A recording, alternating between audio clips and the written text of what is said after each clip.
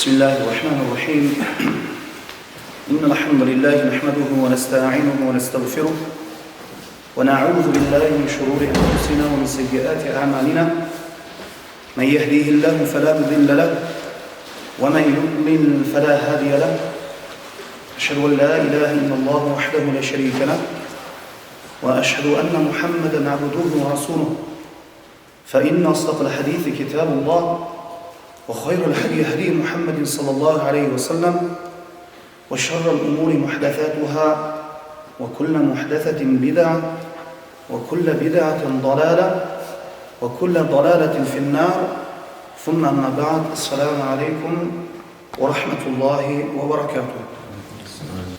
Бұл азыр айта тұрған, оқи тұрған хадисimiz атақты Cebrail aleyhisselam hadisi. Бұл хадис İslam негіздерін өз ішіне қамтыған хадис болып саналады. Бұл хадисте көпшілігіңіздер ұққан шығарсыздар.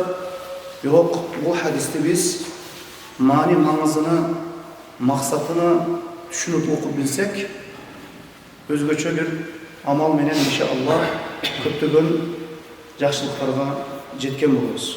Жана ошондой эле исламдын негизин жана мақсатын түшүнгөн болобуз. Умар радиаллаху анху бул пайгамбар Мухаммад саллаллаху алейхи вассаламдын эң жакын сахабаларынын бири болуп саналат. Жана исламдагы 4 халифанын бирөөсү. Абу Бакр радиаллаху анху жана Абу Бакр радиаллаху анхудан кийинки халифа болгон Умар радиаллаху анху жана Усман радиаллаху анху, Али радиаллаху анху Пайғамбар Мухаммад саллаллаху алейхи вассаламдын ең атақты жана пайғамбарыбызга ең жақын болған сахаба Умар радиаллаху анху мына ушул кишиден мына ушул хадис риваят кылынат, кабарланат. Умар радиаллаху анху мына ушул хадисте пайғамбарыбыз саллаллаху алейхи вассалам менен болгон бир окуяга күбө болгондугу себебинен мына ушул хадисти бизге кабарлаган. Мына ушул хадисте мына Умар радиаллаху анху айтты: "Байнама нахну жулуsun инда Расулиллахи саллаллаху алейхи вассалам ذات يوم إذ طلع علينا رجل شديد بياض الثياب شديد سواد الشعر لا يرى عليه أثر السفر ولا يعرفه منا أحد حتى جلس إلى النبي صلى الله عليه وسلم فأسند ركبتيه إلى ركبتيه ووضع كفيه على فخذيه."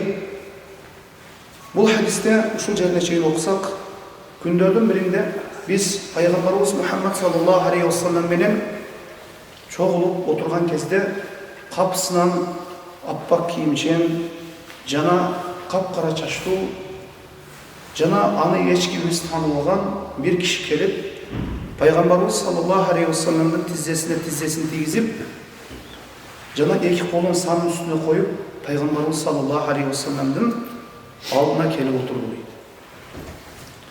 Мына ушул орунда биз ошол илим талап кылуучу ошол устаздын алдында кандай отуруу керек экендигини мындайча айтканда түшүнүп жетсек болот. Пайгамбарыбыз саллаллаху алейхи вассалам сахабаларын таң калтырган нерсе, жанагы киши капысынан кирип келгенде ошол чогулуп отурулган ошол пайгамбарыбыз саллаллаху алейхи вассалам кээде сахабалар менен чогулуп отуруп аларга ислам таанимин, ошол Аллах Тааладан келген вахийни, кабарды, аят, хадистерди сахабаларына түшүндүрөт эле. Мына ушунда отурган кезде сахабалардын эч бири тааныбайт ал кишини. Анан ошол эч ким Мадинаны тааныбайт, эч кимге тааныш эмес, бир сапарда жол жүрүп чарчабаган адам. Эми сапардан келген адамдын келбет түзүлүшү, ошол абалы бизге баарыбызга эле түшүнүп. Сапар кандай болбосун, сапардын өзүнө жараша кыйынчылыгы бар.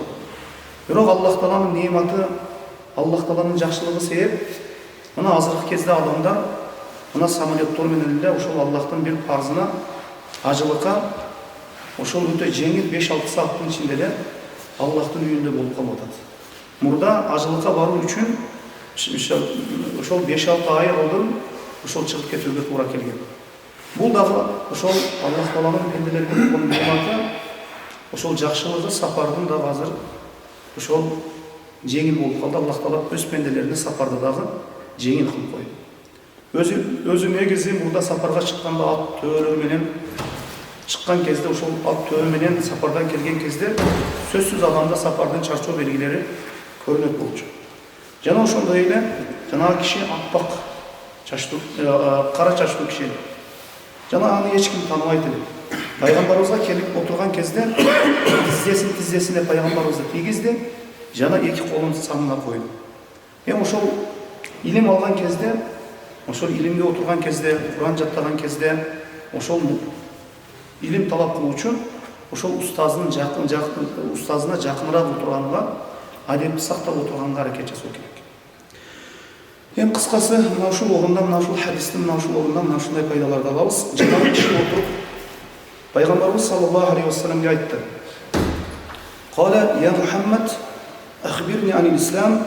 Факала Расулуллахи саллаллаху алейхи вассалам: Ал-исламу ан ташхада ан ла илаха илляллах ва анна Мухаммадан Расулуллах ва туқима ас-салата ва ту'ти аз-закат ва тасума Рамадан ва тахуджу ал-байта ман истатаа илейхи сабила.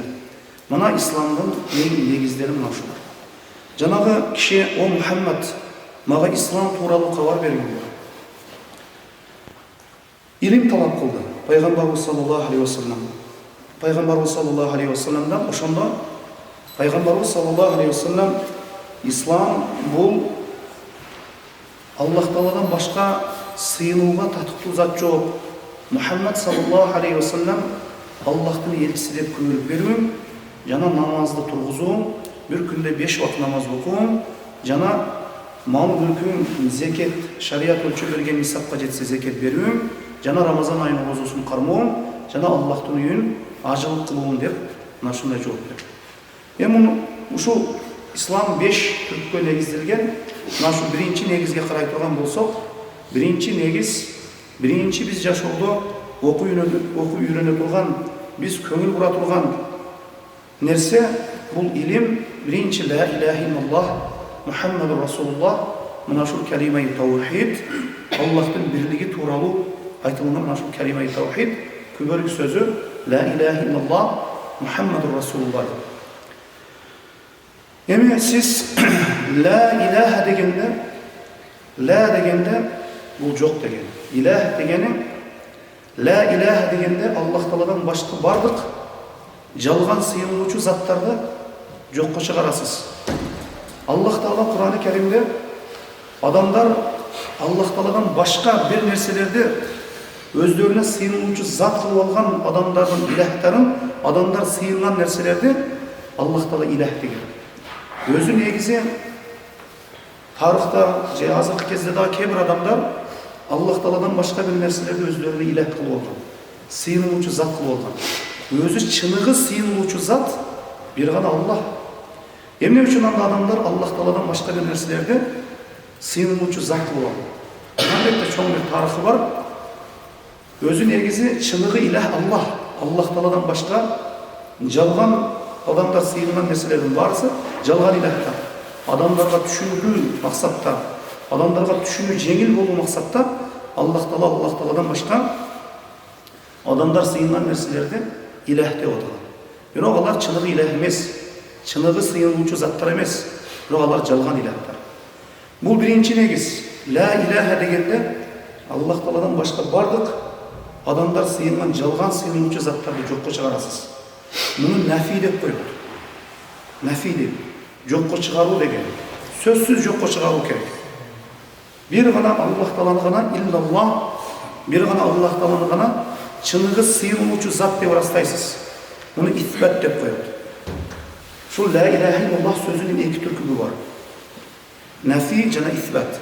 Нафи дегени жокко чыгарасыз сиз. Аллах Тааладан башка жалган сыйынуучу заттарды жокко чыгарасыз. Анткени Аллах Тааладан башка бир жалган сыйынуучу заттарды, кабырларды, олияларды же дарактарды, же таштарды, же тумарларды, же көзмончоктордон пайда зыян тилеп аларды жокко чыгарбасаңыз, анда сиз чыныгы ла илаха иллаллах сөзүнү чыныгы растоочу, тастыктоочу деп эсептелбейсиз. Ошондуктан ла илаха дегенде бардык адамдар сыйынган, кээ бир адашкан адамдар, мушрик адамдар сыйынган Аллах Тааладан башка жалған иләһләрді жоққа шығарасыз. Иллаллах деп, бір ғана Аллахты шыныны сыйынушы зат.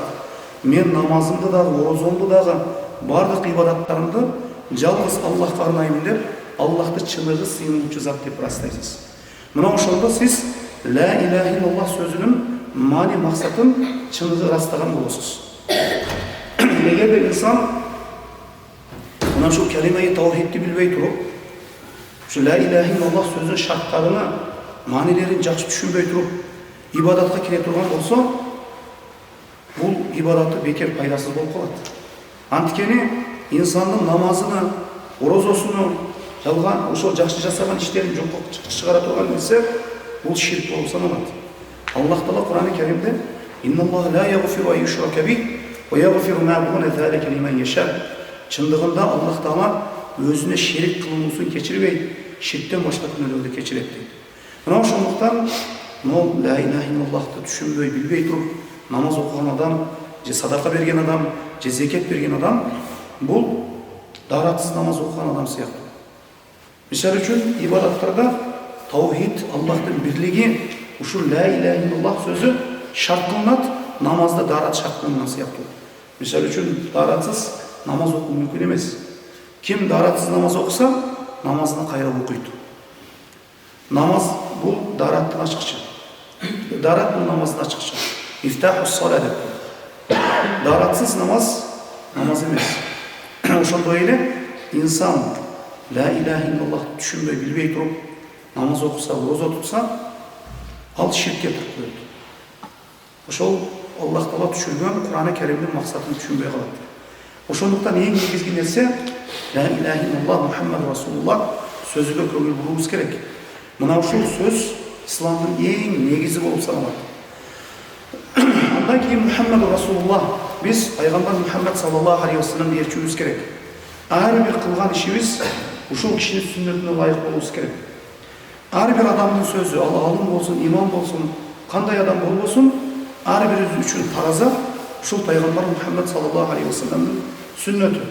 Ушул кишинин жашоосунан, ушул кишинин сүннөтүнөн, ушул кишинин жолунан биз тапсак бир амалды жасайбыз. Эгер таппасак, ал ким болуусуна карабастан таштайбыз. Ошондуктан пайгамбар Мухаммад саллаллаху алейхи вассалам бул кишинин сүннөтү исламдагы эң чоң ислам Курандан кийинки экинчи негиз болуп саналат. Бул биринчи маселе, бул ошол ислам негизинин биринчиси. Экинчиси бул туқима ссала, ла иляха иллаллах Мухаммад Расулуллахты жакшы окуп түшүнгөнүбүздөн кийин биз намаз окушубуз керек.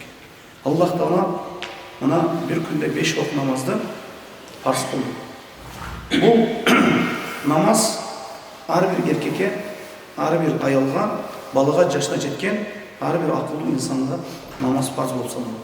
5 вакыт намаз ар бир мусулманга фарз. Эми эртең кыямат күнү барган кезде намаз сиздин жаныңызда, сиздин колуңузда мусулмандыгыңызды далилдеш үчүн, мусулмандыгыңызды бир далилдеш үчүн сизге далил катары болот. Пайгамбарыбыз саллаллаху алейхи вассалам өзүнүн хадисинде айтат: "Ас-салату бурханул муъмин" дейт. Намаз, 5 вакыт намаз муъмин мусулмандык далили дейт. Бир мисал, эгер сиз Кыргызстандан башка бир мамлекетке барсаңыз, сиз ошол мамлекеттин чек арасынан өтүүдөн алдын сиз Кыргызстандык экендигиңизди далилдеш үчүн ошол кыргыз паспортун көрсөтөсүз. Кыргыз Республикасынын паспортун көрсөтөсүз. Ошондой эле кыямат күнү мусулман киши, ошол пенде Аллахтын астына барган кезде өзүнө чыныгы мусулман экендигин далилдеш үчүн анын намазы болуш керек. Ошондуктан пайгамбарыбыз саллаллаху алейхи вассалам башка бир хадисинде айтат: намаз бул бейиштин ачкычы дейт. Эми бейишке намаз менен барса ачылат. Намазсыз барса бейиш ачылбайт. Бейиш эшиги.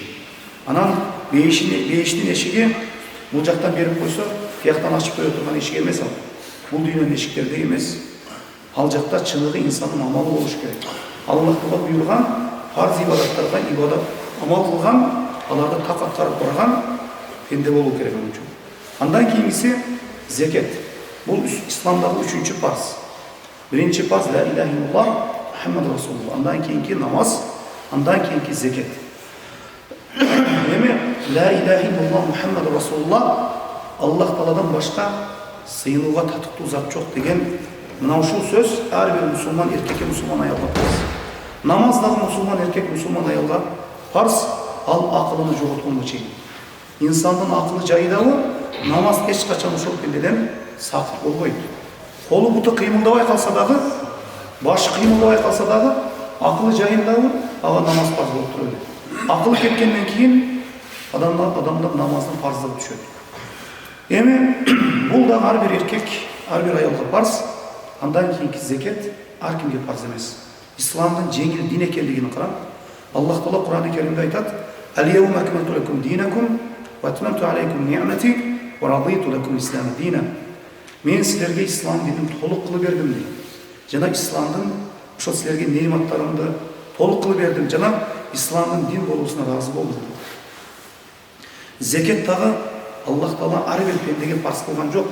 Oşol malı mülkü, oşol zeket ölçümüne jetken adamga malı mülkü bir yıl havul bola turgan bolsa, bir yıl tura turgan bolsa, oşol pendege oşol zeket berүү farz bolup sanalат. Bирок kedeylerge oşol zeket ölçümüne mal mülkü jetpеген adamlarga zeket farz emес. Al üçün kıyamat günü жооп бербейт oşol insan. Oşonduktan zeket dağı her kimge farz emес. Andan keyingisi bu tasumu Ramazan, Ramazan ayı yakında kaldı. Allah Teala barımızda Ramazan ayına jetkirgen bolsun. Köp ibadatlarda jasooну, жакшы иштер жасоону барыбызга насип болгон болсун. Эми Ramazan ayı da her kimge farz emес. Балагат жашына жеткен акылы жайында жана ошол мусулман болгон адамга парыз. Ден соолуктуу мусулман. Ал эми оорукчан, жанагындай оорукчан адамдарга бул орозо дагы парыз эмес. Бирок алар күн сайын ошол bir кедейди тойгозуп берет. Ошол менен эмне мойнундагы бул парыздан кутулат. İslam'ın жеңилдигин. Андан кийинкиси 5-чи парыз. Бул ислам парызы, бул ажылык парызы. Ажылык парызы. Бул дагы ар кимге парыз эмес, ар бир пендеге парыз эмес. Ошол ман истата илейхи сабила, ошол Кабага барып келүүгө мүмкүнчүлүгү бар, жол киреси жеткен мүмкүнчүлүгү бар, ошол бай адамдарга ажылык ибадатын өмүрүндө бир жолу аткарып коюу парыз болуп саналат. Эми мына ушул эле исламдын амалдарына, ушул ислам парыздарына амал кылсак, иншаллаху таала кылгыз жакшылык болот. Пайгамбарыбыз саллаллаху алейхи ва саллям мечитте отурган кезде bir Arabi adamlardan alısırak yaşayan, şahırdan alısırak yaşayan, bir tolordun, çöllerde yaşayan bir adam kim soydu. Ya Resulullah, o Allah'ın elçisi, sallaytul mektubat dedi. 5 vakit namazıyla okusan. Ve tasumu Ramazan, Ramazan oyunu, yana asumu Ramazan, asumu savmu Ramazan. Ramazan ayının orozosunu karmasan dedi. Ve ahlaltul halal, ve harramtul haram. Adal desem, aramda aram desem, "Adhulul cennet, men beyişke kiremim" deydi. Başka bir rivayatta, uşuğa bir nerse, uşundan bir nerseni kem etmesem, uşuğa bir nerseni ne koşmasam dep kelip, hadisin başka bir rivayatında beyişke kiremim dedi. Peygamberimiz sallallahu aleyhi ve sellem ova dep cevap verdi. Başka bir rivayatta, eğer beyişlik adamı görmüyor kelse, uşul adam, uşundan taybay varsa, şunday karmanı varsa beyişlik bulak dep aytат. İslam dini jеңил eкен. Mana şu 5 farz. Peygamberimiz sallallahu aleyhi ve sellem janağı kişi soraganda mana şuna жооп berdi. İslam degen şu 5 farz eкен. Andan keyin janağı kişi aytат, "Qala sadaqta" deydi. To'g'ri aytding deydi. To'g'ri aytding deydi. Ошондо Umar radhiyallohu anh aytат, "Qala fa'ajibna lahu yas'alu yusaddiquhu." Biz taң kaldık, özü sorap, kayran özü tasdiqlap жаткандыгына biz taң kaldık deydi. Andan keyin "Qala fa akhbirna anil iman." Andan keyin iman to'g'ri maga xabar berdi. Peygamberimiz sallallahu aleyhi ve sellem aytadi: "Qala an tu'mina billah ve malaikatihi ve kutubihi ve rusulihi ve tu'mina bil qadari khayrihi ve sharrihi." İslam'dan farzı 5 öken, İslam türkübü 5 öken. Jana jogorda ayttık. Emi imandan türkübü var. Bu 6. Birincisi Allah'a iman keltirүү, jana periştelerge iman keltirүү, kitaplarına iman keltirүү, elçilerine iman keltirүү, ahiret gününe iman keltirүү, жана тагдырдын жаман жакшылыгына ыйман келтирүү. Биринчиси, имандын биринчи түркүгү балдарыбызга да үйрөтө турган, адамдарды биринчи чакыра турган, эң биринчи үйрөтүлө турган илим антумина билла, Аллахка ыйман келтирүү дейт. Аллахка ыйман келтирүү. Эми Аллахка ыйман келтирдим деп эле тил менен айтып коюу жетишсиз.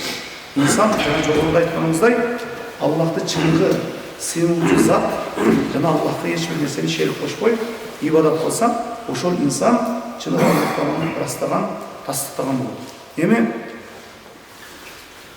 Пайгамбар саллаллаху алейхи вассалам пайгамбар болуп келген кезде адамдардын кээ бири жылдызга сыйынат эле, кээ бирлери периштелерге сыйынат эле, кээ бирлери жыгачтан, лайдан жасап алган бир буттарга, санамдарга сыйынышат эле. Пайгамбарыбыз эч бирини айырмалабастан баары менен күрөштү. Аллах Таала пайгамбарыбыз саллаллаху алейхи вассаламды башка пайгамбарларды ошол ла иляха илlalloh менен жиберген сыяктуу эле пайгамбарыбыз саллаллаху алейхи вассалам дагы ла иляха илlalloh менен жиберди.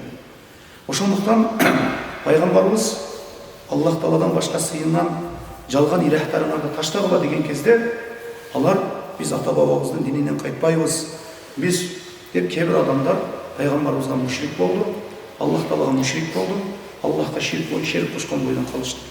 Эми ошол пайгамбарыбыз заманында жашаган Мекке мушриктеринен "Вала ин саалтахум ман халаqa as-samawati wal arda la yaqulunna Allah".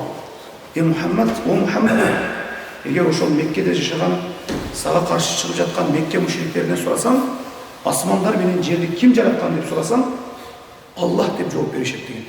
А эмне андай эмесе, эмне үчүн алар ширк келтиришет? Аллахты жаратуучу десе, рызкы берүүчү десе, ишенишсе, Аллахты рызкы берүүчү дешет. Аллах Тааланы рызкы берүүчү, өлтүрүүчү, тирилтүүчү, башкаруучу деп айтышат. Ушундай ишенди. Бирок ибадатка келгенде, анан өздөрү менен алар Аллахтын ортосунда бир лайдан жасап алган бир нерселерди ширк келтирип, Аллахка ушулар аркылуу жакындайбыз. Аллахты ушулар аркылуу сыйынсак, Аллах бизди колдойт. Аллахтын колдоосуна ээ болобуз ушулар аркылуу деп, Аллахка через сыйынгандык үчүн, через бир мазар, через бир өлүк, через бир кабыр сыйынгандык үчүн Аллах Таала аларды мушрик деген. Ошондуктан инсан чыныгы Аллахка, ошол чыныгы Аллах Таала илах, мен жалгыз Аллахтын өзүнө гана сыйынам деп, ибадаттын бардык түрүнү бир гана Аллахтын өзүнө арноосо, ошол пенде чыныгы Аллахтын өзүнө гана сыйынуучу пенде болсо болот. Бул имандын биринчи түркү антумина билла. Пайгамбарыбыз саллаллаху алейхи вассалам заманындагы адамдар Аллахты жаратуучу дейт эле, рызкы берүүчү дейт эле, өлтүрүүчү дейт эле. Анан кала берсе алар деңизде кетип, кемеде кетип жаткан кезде бир долгу келип, бир бале келсе, жанагы лайдан жасап алган, жыгачтан жасап алган тумарлары, же көз мончоктору, жанагыларын таштап, жалгыз Аллахтын өзүнө гана сыйынышат. Анан Аллах Таалаларды кургактыкка алып чыгып койсо, ошол баледен кутултурса, дагы кайра Аллахка шерик кошуп кетет. Ошондуктан Аллах Таалаларды мушрик деп айткан. Эми азыркы кезде кээ бир адамдар кыйынчылык болсун, же кыйынчылык болбосун, айырмасы жок, ошол Аллахка шерик кошушат. Ошондуктан инсандын эртеңки күнү намазы, берген садакасы, жасаган иштери бир пайда алып келсин десе, инсан ибадат кылганда Аллахка эч бир нерсени шерик кошпосун. Бул биринчи имандын түркү. Биз биле турган эң биринчи нерсе ушул. Бала чакабызга дагы эң биринчи Аллахты таанытуубуз керек. Кудайым Тааланы танытуубуз керек. Бул биринчи Аллахка ыйман келтирүү. Экинчи периштелерге ыйман келтиребиз. Мына атактуу периштелер бар. Жебраил алейхиссалам, мына Микаил алейхиссалам, Исрафил алейхиссалам. Мына бул периштелердин өзүнүн кызматы бар. Аллах Таала периштелердин санын канча экендигин Аллах Тааладан башка эч ким билбейт. Андан кийинкиси биз ыйман келтире турган имандын түркүгү Аллах Таала китептерди түшүрдү. Акыркы китеп Кур'ан-ы Керим. Кыяматка чейин башка китеп түшпөйт. Ошондуктан кээ бирлер чыгып атпайбы азыр? Түшүмдө мага 4 китеп түштү, 1 китеп түштү. Болду. Бир гана китеп түшкөн акыркы китеп ушул Кур'ан-ы Керим. Буга чейин Тоорат, Инжил, Забур түшкөн, бирок алар адамдар тарабынан өзгөртүлүп бузулуп кеткен. Акыркы китеп мына Кур'ан-ы Керим, бул кыяматка чейин акыйкат бара турган китеп. Andan keyingisi biz elçilerge iman ettiremiz. İsa aleyhisselam burada. Musa aleyhisselam bardıq paygambarlarga Allah'ın elçileri, paygambarları deb iman keltiremiz. Jana ahiretke iman keltiremiz. Erteң ne? Bu dünyаны taştap keter ekenligimizdi Allah'ın aslına bararımızda uşul nesege iman keltiremiz. Kabırda жақшылық var, жамандық var, azap var, jergalçılık var, tozok var, beiş var. Bunun barısına iman keltiremiz. Kebir adamlar aytat, Müslüman ile adamlar aytat. Tozok jannat olsa kim barıp keliptir, kim barganlardan kimisi aytıp keldi. Allah Teala Kur'an-ı Kerim'de tozok beyişti jaratıp koygan bu hakikat. Bunday sözlerді сөйлеуден ehtiyat болуымыз керек. Андан кийинкиси тагдырдын жаман жакшылыгына иман келтиребиз. Эми бар нерсени Аллах Таала өлчөп койгон, жазып койгон. Инна кулла шейин халакнаху биқадар. Ар бир нерсени биз тагдырлап койдук дейт, өлчөп койдук дейт. Ажал, рызкыбыз, барыбыз ажал, рызкыбыз жазылган. Bir saatка, bir күнгө жазылган. Пайгамбарыбыз саллаллаху алейхи вассалам айтат: эгер силер өлүмдөн, рызкыдан, өлүмдөн качкан сыяктуу качсаңар, рызкыңар жетет. İnsan eç kaçan, şu жазылып koyulgan saatten bir saat aldığa, bir saat atqa жылдырылбайт. Күнү суу бүттү, ал акыретке, чоң бу кичинеби, ал акыретке сапаттап. Мына ушул имандын, мына ушул тагдырга иман келтирүү, имандын алтынчы түркү болуп саналат. Жана Пайгамбарыбыз саллаллаху алейхи вассаламдан сураган киши айтты, туура айттыңдар. Qala fa'ajibna lahu qala sadaqta qala akhbirna bil ihsan. Andan keyin ihsan tuuralı haber verdi. Peygamberimiz aytты, ihsan degeni en ta'budullaha ke'ennehu tarahu fa in lam takun tarahu fa innehu yarak. Allah Taala'nı körüp turganda ibadat kılın deydi. Eğer Allah Taala'nı körüp turbasan da Allah Taala seni körüp turat. Ilaç aytkanda Allah Taala meni körüp turat degендей ibadat kılanda deb aytат. Ilaç aytkanda Allah Taala'nı körüp turganda ibadat kılın deydi. Eğer sen Allah Taala'nı körüp turganda ibadat kıla albasan, anda Allah Taala seni körüp turat deydi. Her birimizin kıymal hareketibizdi, köküröktөгү sırlarımızdı, barısını Allah Taala bilip turat, bar nersени urup turat, körüp turat. Bu ihsan demi dindegi en jogorku daraja, bul üçün көп hareket kılmamız gerek. En negizgisi bunday darajaga jetiş üçün Allah Taala'nı körüp turganday ibadat kılуу üçün je Allah Taala meni körüp turat degen dengелге ушундай ibadat kılуу üçün ушундай деңгээлде. Anı üçün insan көп okuş gerek. Ayat hadislerden manilerine oy жүгүртүү керек. Ошондо иншалла жетет. Андан кийин жана киши айтты, "Фахбирни ани-саа." Кыямат тууралуу мага кабар берди. Ошондо пайгамбарыбыз айтты, "Кала фахбирни ани-саа, кала ман мас'улу анха би a'lam min-as-sa'il." Суралып жаткан киши суроочудан артык билбейт dedi. Мен кыяматтын качан болуусун билбейм dedi. Пайгамбарыбыз саллаллаху алейхи вассалам. Анда кала фахбирни ан-амаратиха. Анда кыяматтын белгилери тууралуу айтып берди. Kıyamatın belgilerini, kıyamat kaçan başlar, kaçan bulup, Allah Taala'dan başka hiç kim bilmeydi. Peygamberler bilmeydi, perişteleri de bilmeydi. Bunu ilim Allah'ta tanıdı. Yok Allah Taala rahim eken, oşol belgilerini aytıp ketken. Oşol belgileri hem köp, yok oşol yerde kelgen, hadiste kelgen belgini aytıp koyuyor. En tadidel emet rabbataha. Kün ayal, özünün kocoyundan kocoyun türüydü. Bunu adamlar tafsir kılat.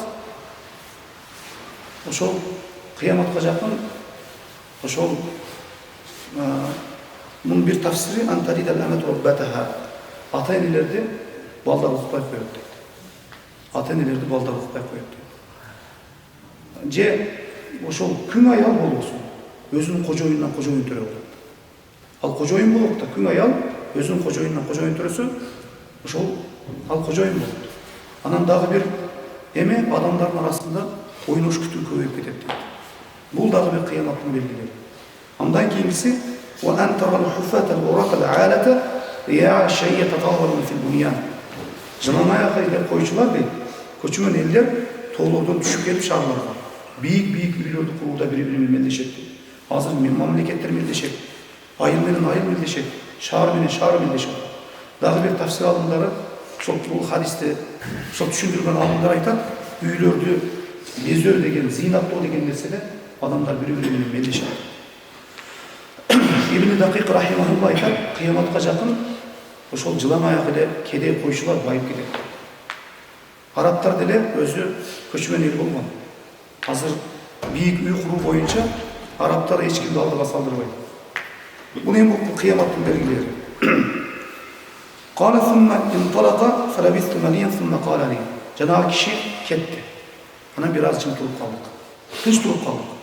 Oşonda ya Umar atadri men is-sa'il. O sorup kelgen kişini kim ekenligin bilesin o Umar dep Peygamber sallallahu aleyhi ve sellem soragan kezde kultu Allah ve Resulüne alem. Allah canın elçisi bilir çürük dep cevap verdi. Oşonda qala fe innehu Cibril atakum yuallimukum dinakum. Al kelgen Cibril aleyhisselam bolçu sizlerge dinlerni öğretkönü keldi.